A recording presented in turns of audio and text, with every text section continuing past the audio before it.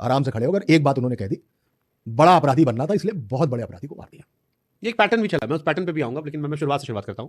अब वो दर्शक, क्योंकि आप कह रहे हैं कि अतीक को मार दिया गया, जब आप अतीक का नाम लेते हैं तो आप का मॉड्यूलेशन सुनाई पड़े, एक आवाज में गंभीरता और एक भारीपन नजर आता है। वो दर्शक जो अतीक अहमद को नहीं जानते, अशरफ को नहीं जानते, मैं चाहता हूं कि उन्हें एक बार आप अतीक अशरफ से रूबरू करा दें, क्योंकि उत्तर प्रदेश प्रयागराज के आसपास लोगों ने उसके वर्चस्व को देखा है, उसके बाहुबल किस्से सुने हैं, लेकिन शायद बाहर लोगों ने नहीं सुना होगा, क्योंकि कई चुटपुट कहानियां टीवी पर आती हैं या हर आदमी शायद टीवी नहीं देखता होगा।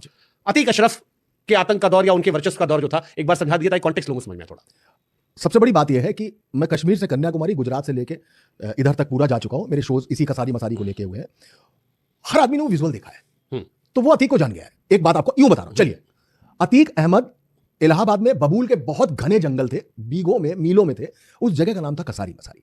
अब वो कसारी मसारी धीमे धीमे हर शहर की तरह कटते कटते, जंगल कटते कटते वहां रिहायश हो गई। चकिया किया इलाका वही है सब। अब भी वहां पर बबूल का कई बीघे का जंगल थोड़ा सा बाकी है, लेकिन वो जितने में जंगल है वहां कब्रिस्तान है, और इस कब्रिस्तान का नाम है कसारी मसारी।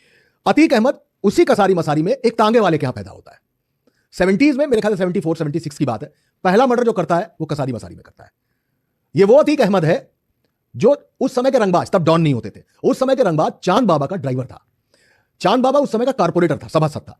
गाड़ी चलाते चलाते इसके अंदर भी पॉलिटिकल एम्बिशंस आए। चांद बाबा को कांग्रेस ने टिकट दिया और अतीक उसके सामने निर्दलीय खड़ा हो गया।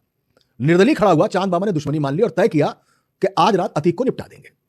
तो वहां एक टी स्टॉल है, वहां पे चौक वाले इलाके में ऊंची रोड पर एक टी स्टॉल है, वहीं सारा ये गैंग इकट्ठा होता था। वोटों की काउंटिंग चल रही थी। काउंटिंग में अतीक तीसरे या चौथे नंबर पे था। वहां से उठा जब उसको चांद बाबा का पता चला और गया चांद बाबा के पूरे गैंग को, मैं चांद बाबा के, उसने मारा और कहा कि रंगबाज का जमाना गया, डॉन का जमाना शुरू होता है। और उसी वक्त पूरा एक झुंड आया।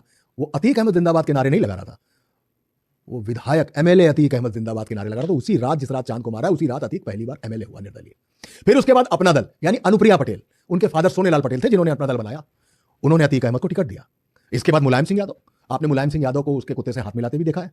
तो मुलायम सिंह यादव ने भी अतीक को बड़ा आदमी माना। देखिए, ये पॉलिटिशियन जो है ना, ये